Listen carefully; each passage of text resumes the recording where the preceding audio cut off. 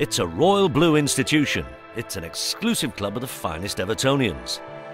It's the greatest night in the Everton calendar. I'm talking about GWLADYS Street's Hall of Fame. GWLADYS Street's Hall of Fame means different things to different people.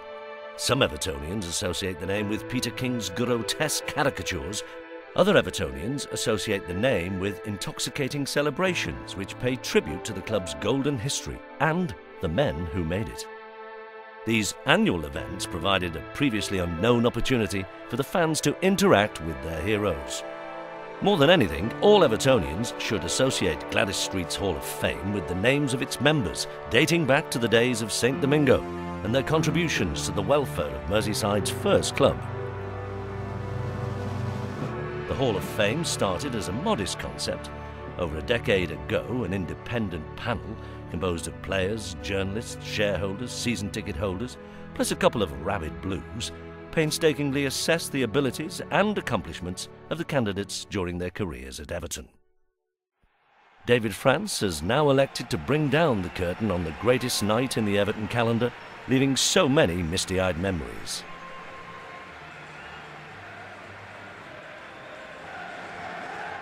So, who's been inducted into this exclusive club of the finest Evertonians?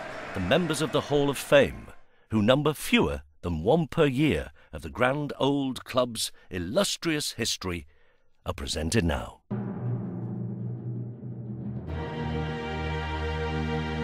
Alan Ball, a ball of fire with tireless tenacity and stamina.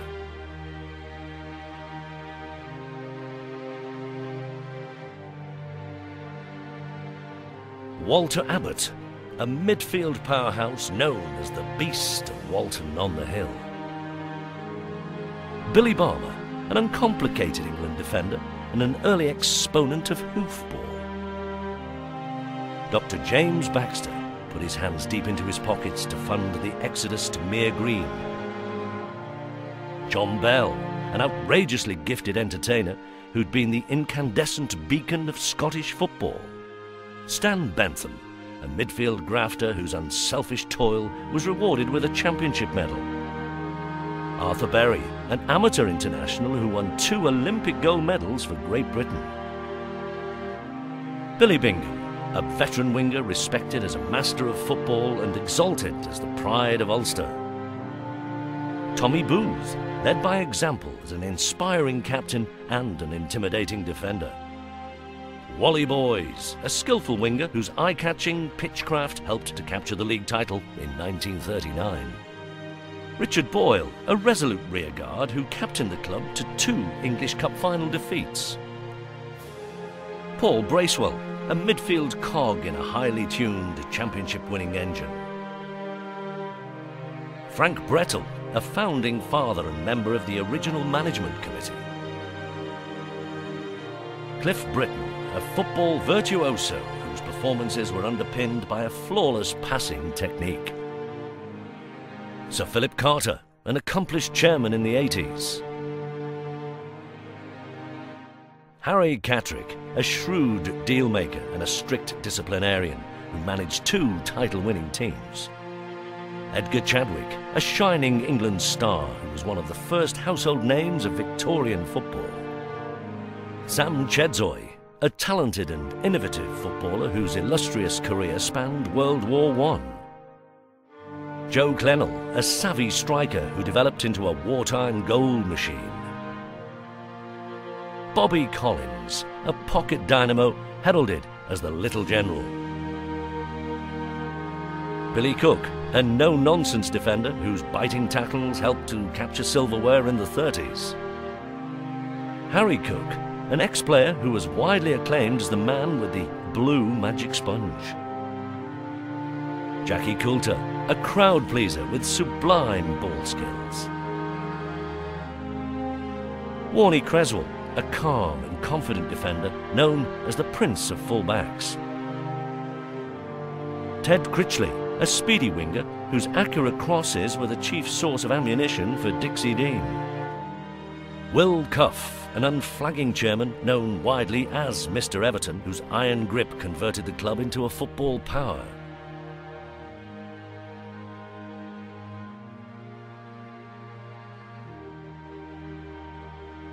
Dixie Dean, the greatest goal scorer in the history of the game, recently christened the People's Legend.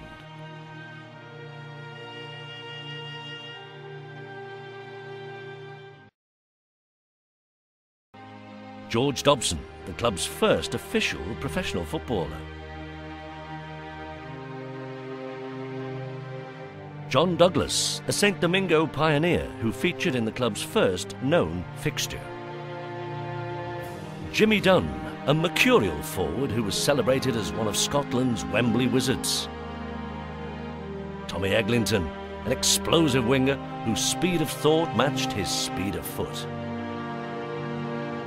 Jack Elliott, another ex-player who became a long-serving trainer after the turn of the century. Tom Evans, another enthusiastic amateur who made regular appearances for the club at Stanley Park. George Farmer, a popular pre-league forward who was credited with 8 goals in one game. Peter Farrell, a steadfast Evertonian who was Goodison's darling in the post-war era. Wally Fielding, a lovable Cockney who was an expert at unlocking defences. Tom Fleetwood, a versatile footballer who filled several different roles in the title-winning team in 1915. George Fleming scored the club's very first league goal against Accrington in 1888. Bert Freeman, his keen eye for goal established a league scoring record in 1909. Jimmy Gabriel, a kilted battler who was totally committed to the Royal Blue cause. Fred Geary used his electric pace to average more than a goal a game. Charlie G, an unforgiving and unshakable pivot. Albert Geldard scorched the Goodison turf with his scintillating pace. Tory Gillick simply bamboozled opponents with his magnetic ball control. Andy Gray, a charismatic warrior who earned domestic and European honours in 1985. Andrew Hanna, a soldier of fortune best remembered as the first skipper to lift the league championship trophy. Harold Hardman, a gentleman footballer who represented England at both amateur and full international levels. Brian Harris, an all-round footballer and a dedicated clubman. Val Harris, a popular Irish superstar who seduced Goodison with his courage and toughness. Hunter Hart, Goodison's Lord Nelson with a never-say-die attitude. Colin Harvey, a midfield terrier who displayed immaculate ball control and was celebrated as the White Pele.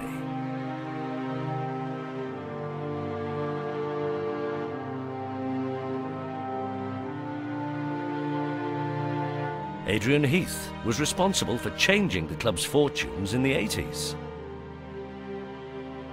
Dave Hickson, a swashbuckling centre-forward known as the Cannonball Kid.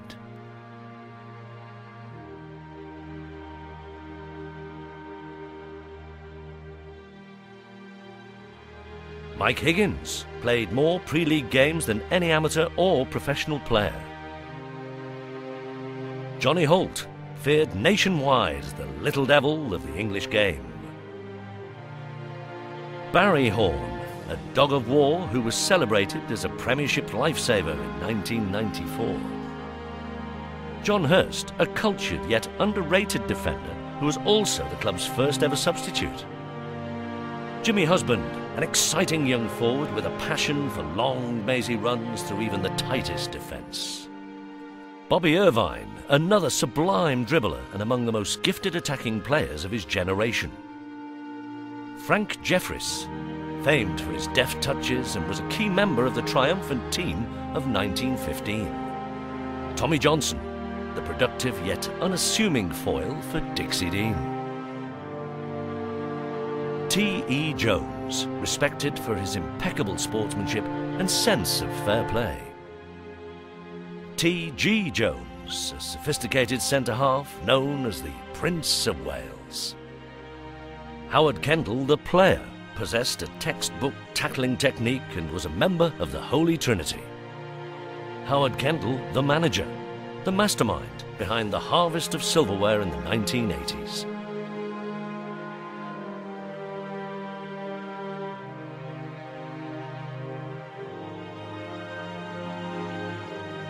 Roger Kenyon, a ruthless defender feared as the long-haired assassin.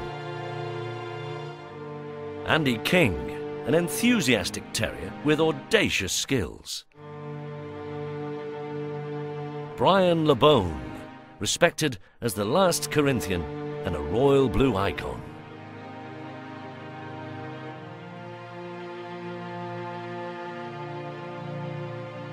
Bob Latchford, a bustling spearhead with natural goal-scoring prowess. Alex Latter, a key component of the club's first championship-winning side in 1891. Tommy Lawton, a world-class centre-forward whose abundance of goals clinched the league title in 1939. Mick Lyons, a devoted Evertonian who'd run through a brick wall for the club. George Mahon, simply Blue Moses. Harry Makepeace, a highly respected sportsman capped at both football and cricket. Tom Marriott, an influential pioneer who kept control of the club's purse strings. Jack McGill, instrumental in converting a Sunday school team into a professional football club.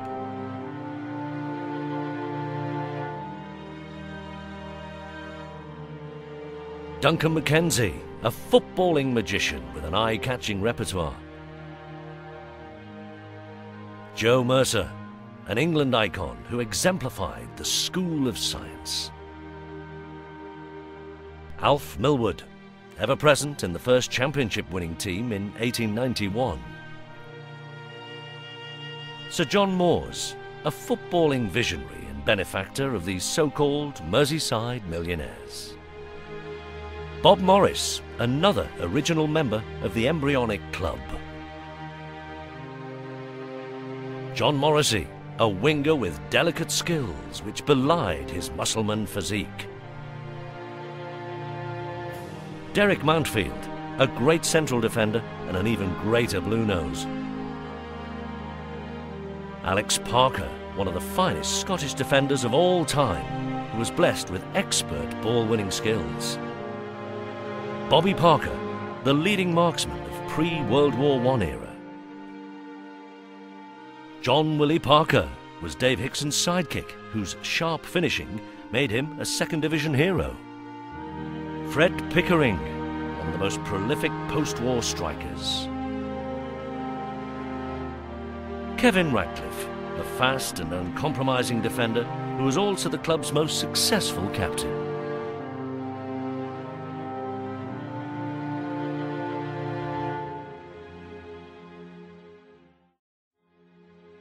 Peter Reid, the driving force behind the club's success in the 80s, voted PFA Player of the Year in 1985. Jim Richards, yet another founding father and dedicated club servant. Kevin Richardson made unsung contributions throughout the glory years of the 80s. Joe Royal, the youngest ever player who developed into a top-class centre-forward.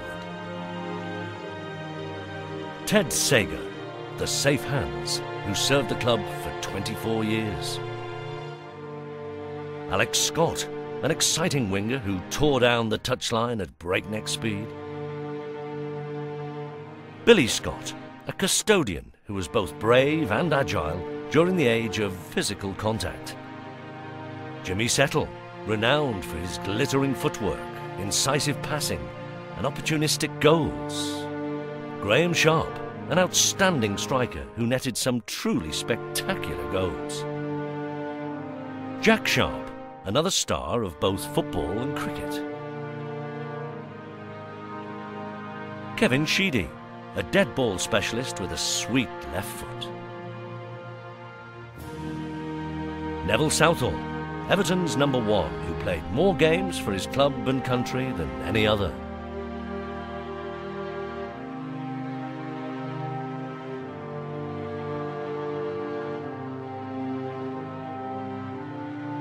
Jack Southworth, the most prolific goalscorer of his generation. Jimmy Stein, a consummate professional who provided high-quality service to Dixie Dean.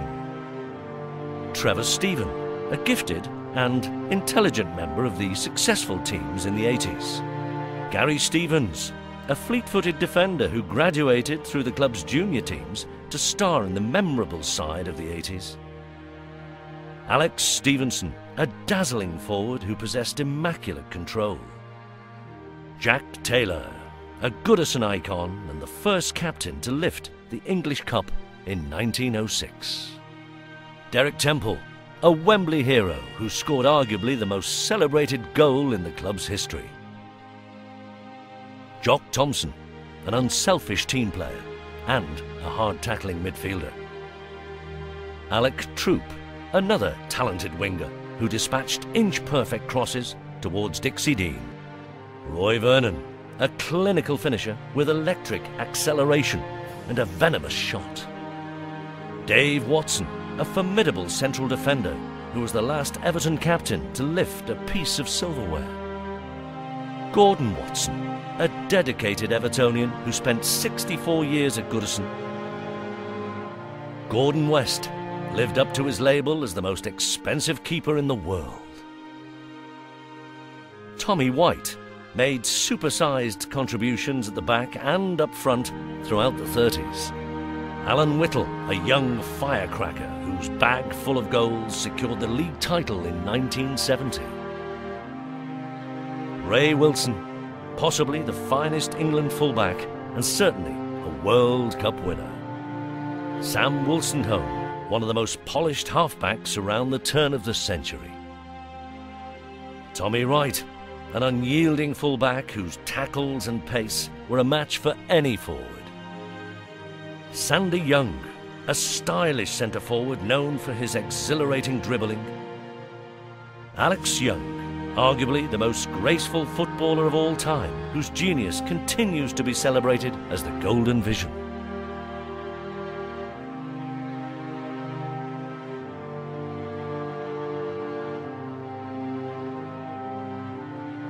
Clearly, some of these names are more familiar than others, with the final additions to this exclusive club inducted before the final curtain came down in 2009.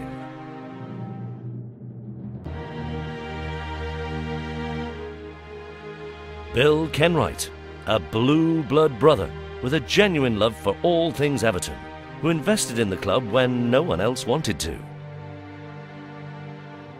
Tony Kay, a magnificent footballer with a sinister tackle who helped secure the title before being harshly punished for his earlier bad judgment.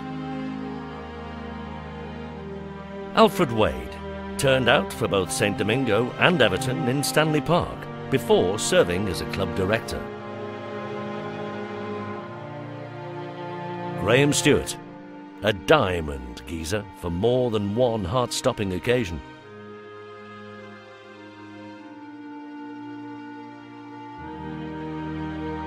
Reverend Ben Swift Chambers, the Methodist minister at St Domingo Chapel, who got the football rolling on Merseyside. David Unsworth, a blue rhino who played behind the infamous Dogs of War and pulled the club out of the relegation mire. Duncan Ferguson, the Big Yin, was a pugilistic talisman and the answer to Gladys Street's prayers.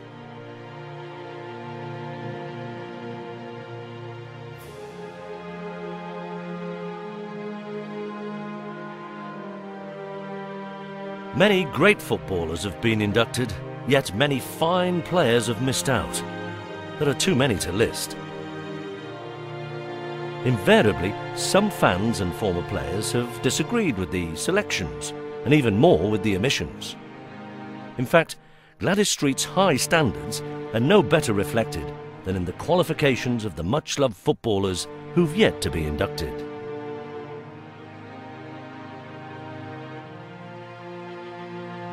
A royal blue institution, an exclusive club of the finest Evertonians, the greatest night in the Everton calendar. GWLADYS Street's Hall of Fame.